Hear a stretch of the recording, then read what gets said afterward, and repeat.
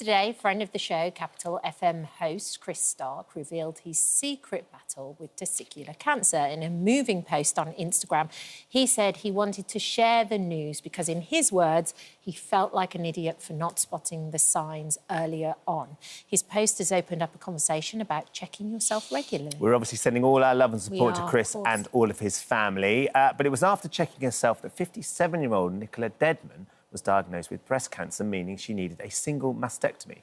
The operation left Nicola without a nipple on her right breast. But today, permanent makeup artist Emily Ponte will be perfecting a realistic nipple tattoo for Nicola. The pair are here to carry out the treatment live, alongside Dr. Zoe to tell us more about the process. Good morning to you all, ladies. Morning. I think I might have just nicknamed you Nippler as well. It's really good. There's Nicolas and there's nipples involved.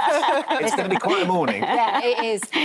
First of all, Zoe, let's talk to you first of all. It's so important that people check themselves, isn't it? Absolutely. And, you know, thank you to Chris for sharing something so personal, because it will save lives. It's that reminder that whether you're male, female, any gender, we need to be checking ourselves. It's the best defence that we have against cancer, because if cancer is detected early, then we stand the best chance of survival. And it's men and women too. That's the thing. You should both sexes should be checking their chest. Yeah, absolutely. So breast cancer can affect men and women. Yeah. So, you know, we all need to be checking our breasts and chests roughly once a month. Get into the habit of doing it. Don't put too much pressure on yourself. You know, the first time, you're not trying to find a cancer, or you're just getting used to what's normal for you, which means that if there is a change, you've got the best chance of detecting it. Okay. So Nicola here went through a mastectomy. Can you just explain the differences with various mastectomies? Yeah, so mastectomy means removal of the breast. Yeah. So a sort of standard mastectomy, a total mastectomy, means removing the breast tissue, the skin overlying and the nipple. There are various different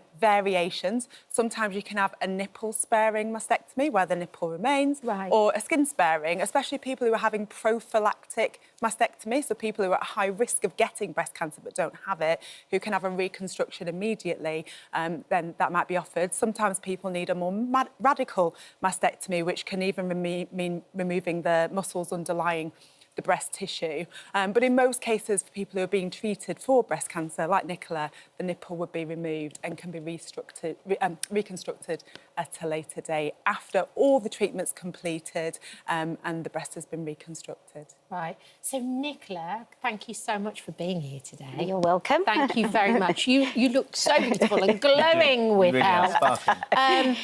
What was life like before your diagnosis? Yeah, I was out there enjoying life, living it to the full.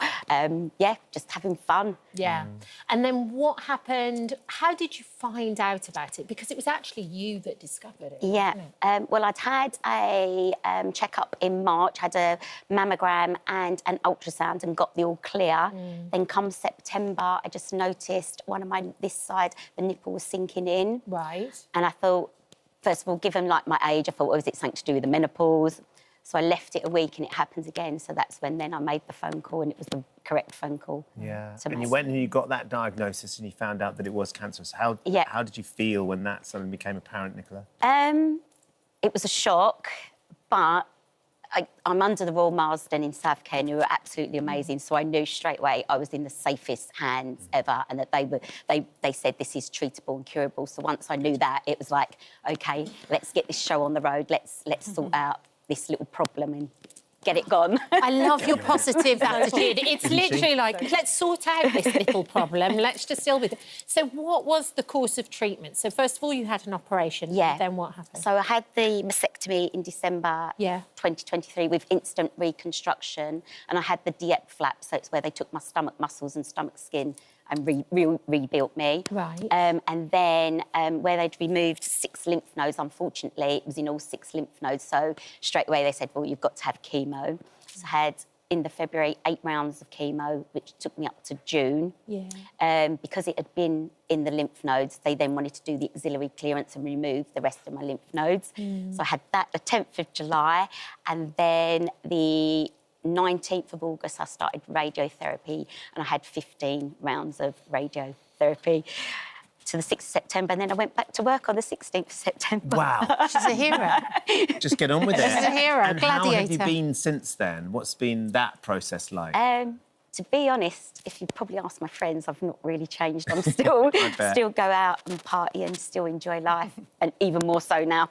Yeah, quite Even right more too, so. because there's a value to it you can really appreciate. But of course, you had the mastectomy and you had the nipple removed as well. Yes. So is that something that you've been considering? Is what you could do about that? Yeah, it's something that I've wanted done, but you have to go on a waiting list for it, and obviously because it's cosmetic and not urgent, hospitals obviously want to deal with the cancer issues, which understandably that does come first. So yeah, I'm just on a waiting list to have this done.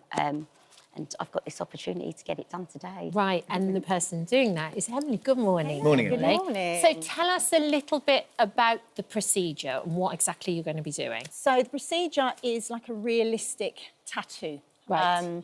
And we are, using kind of highlights and shading to create that kind of depth, so it looks like a 3D areola stroke nipple. Right. So obviously, because Nicola's had a single mastectomy, she still has the other nipple on that side. So the key is to try and match that together. So trying to match up colours, match up obviously the positioning, which we have done some measurements already. You first met a couple of weeks ago, didn't you? Had the initial consultation. Yeah. So we had the consultation where we go through, obviously all the medical history, what Nicola's been through.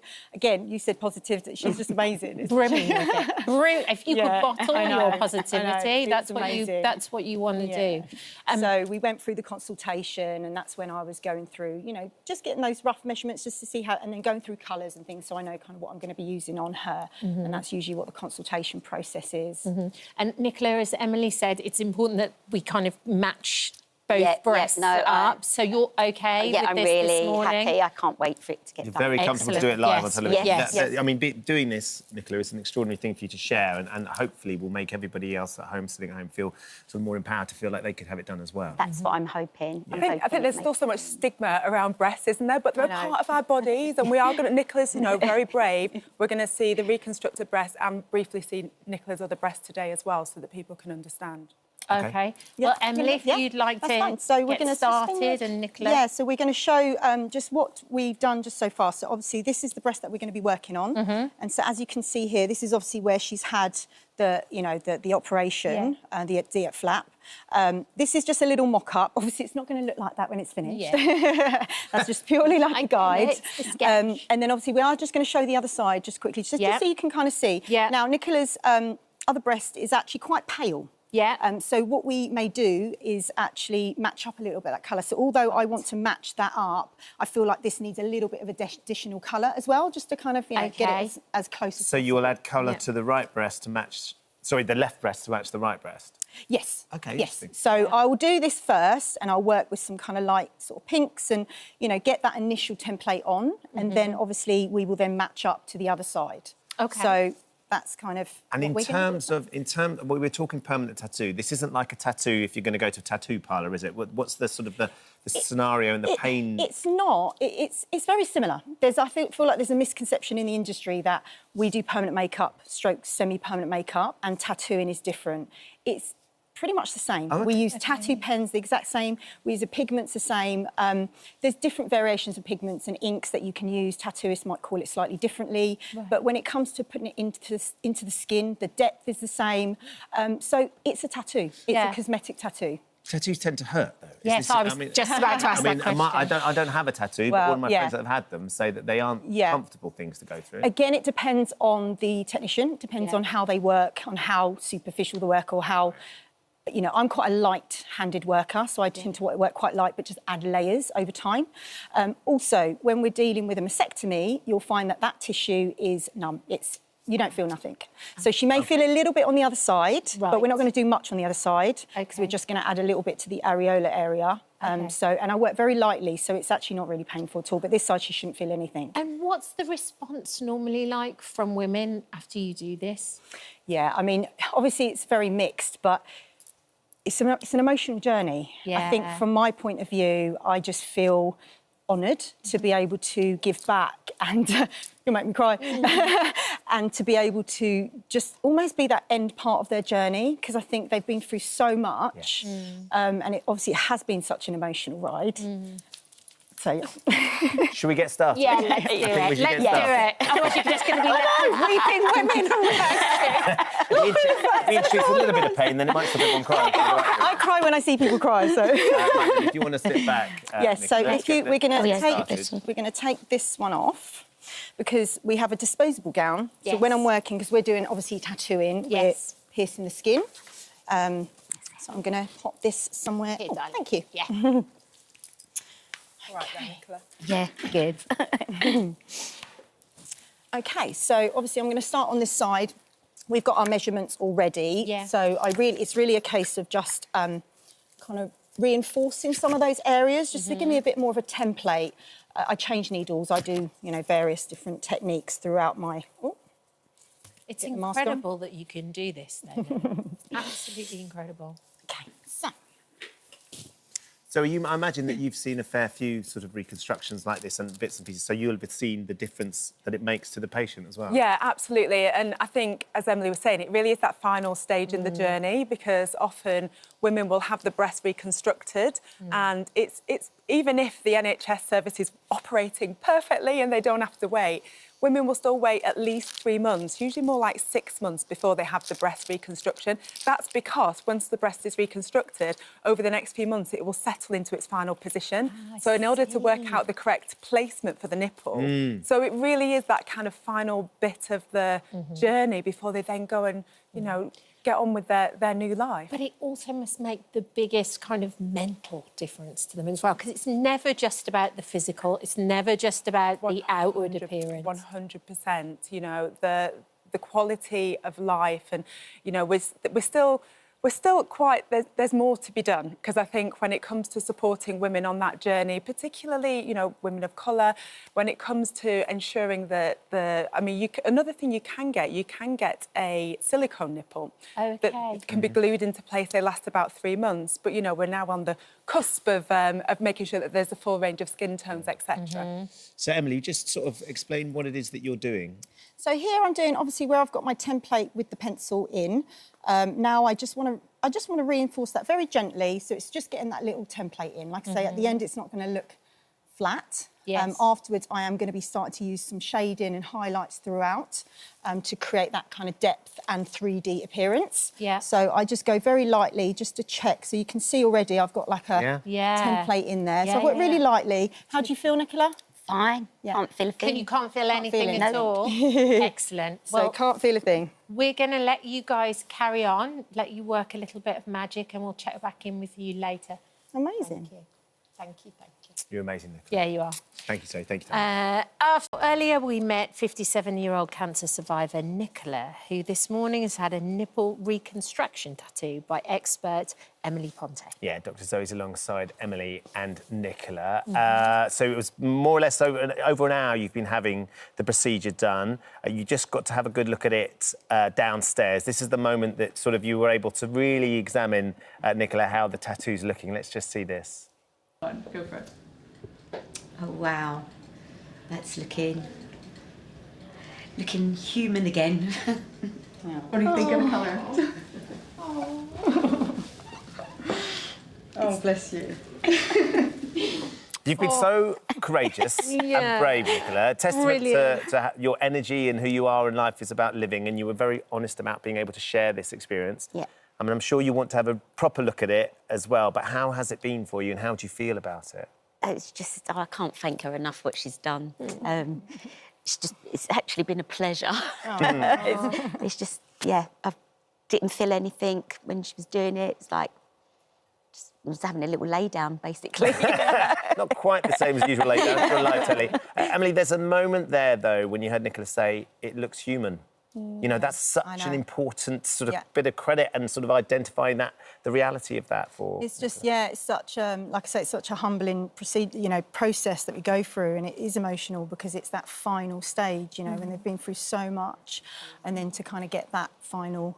I think we just take for granted having two of things, two nipple, two areola areas. We kind of take that for granted, I think. Yeah. So when someone has lost that, just being able to give that back is just, yeah, it's amazing. How will it affect your self-confidence, do you think, Nicola? Because we were talking with Zoe earlier, and it's not just the physical thing that you go through with cancer, it's also the mental stress. Yeah, it just, I don't know, it will make me feel more confident.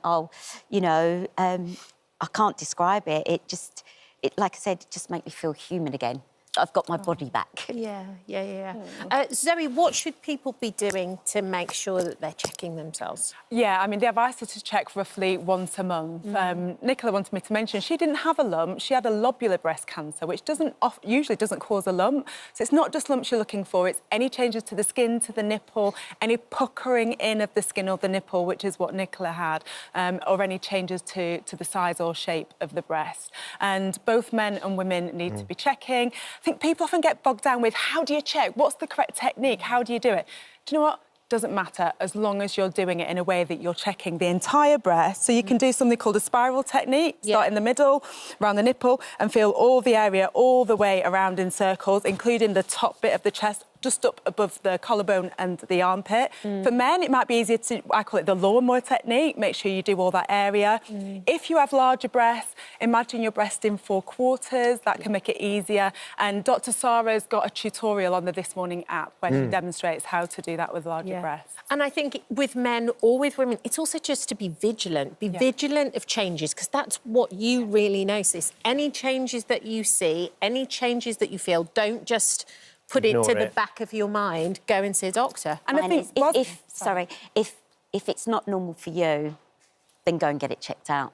Yeah. And people have changes with their menstrual cycle before menopause. So, you know, in that case, if you think it might just be down to your cycle, monitor it for 2 weeks. But if it hasn't gone away after 2 weeks, get it checked. Emily, can I just ask, how long will the tattoo last? Will Nicola need some sort of moments to come back and have it So she'll updated? come back in about 6 to 8 weeks for a touch-up. It's almost that perfection stage. They tend to fade a little bit upon healing.